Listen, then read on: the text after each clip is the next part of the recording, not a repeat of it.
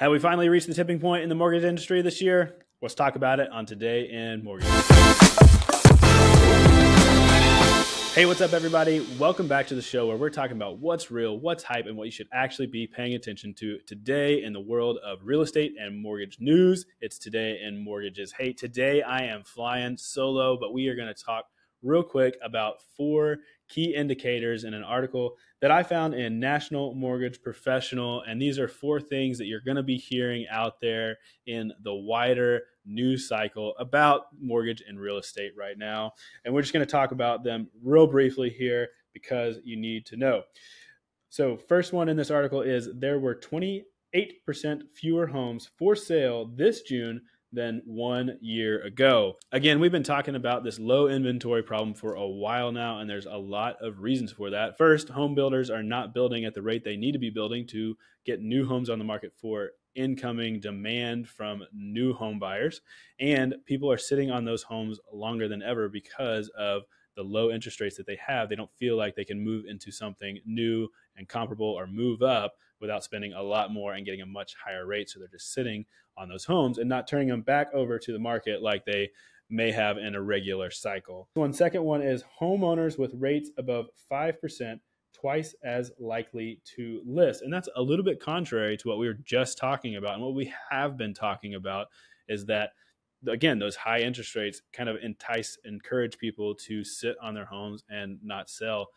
But I think what's happening here is that that's been happening for so long that the people who have wanted to sell and said, wait, we're going to wait and wait and wait until maybe the interest rates come down so that when we sell, we can buy something else at a lower interest rate. They're realizing that's just not going to happen anytime soon. So that pent up need to sell, people who wanted to sell, is finally coming back on the market with new listings. And so that's good news to counter that first point's bad news. But here's another thing that's going to entice people to sit where they are, because monthly mortgage payment is up 13% year over year. That's the third indicator. So people coming into new mortgages because of the high rates, because of high home prices right now, which is a result of that demand we're talking about, the mortgage monthly payment is up 13% year over year. And that is pretty significant when you talk about us being in a tight budget area with inflation happening in a lot of households right now. People don't have a lot of extra room in that budget. And so when you talk about a 13%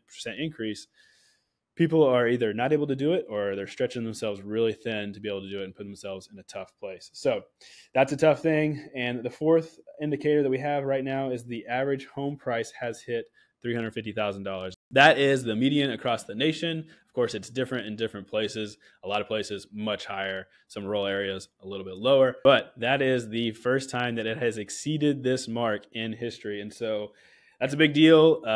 Again, we saw a little bit of a correction down, but it looks like that median price is still getting pushed up when we measure it from a year ago. That means that dip happened and it actually has started to rise again. So home prices are going up, rates are staying a little bit high, and we go back to that second indicator that people are just getting tired of waiting. And so life's got to move on. People have to move. People are having babies. People are getting married.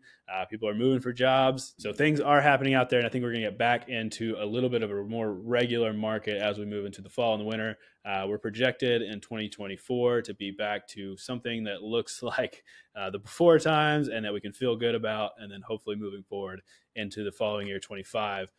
Things are going to get even better because people just have to move on, have to keep living their lives, even if rates and home prices are high. So those are some things to be thinking about. Those are things that you're probably going to be talking about with your clients out there. Know these things and be ready to talk to them about it. Be ready to go out and encourage people that, hey, this is the reality. Let's work within your budget. Let's work within your desires to get you into a home that you can afford and that makes sense for you. So that's what we're talking about today on Today in Mortgages. I want to remind you guys out there that we have that free resource. If you need to be marketing yourself while things are down, you can go and grab that free resource from todayinmortgages.com/marketing, and you'll be able to find 5 great free ways to get ahead while the market is down. Go check that out, todayinmortgages.com/marketing. Hey, thanks so much for joining me on this solo episode today. Go check out the article in the link below, and we will see you next time on Today in Mortgages.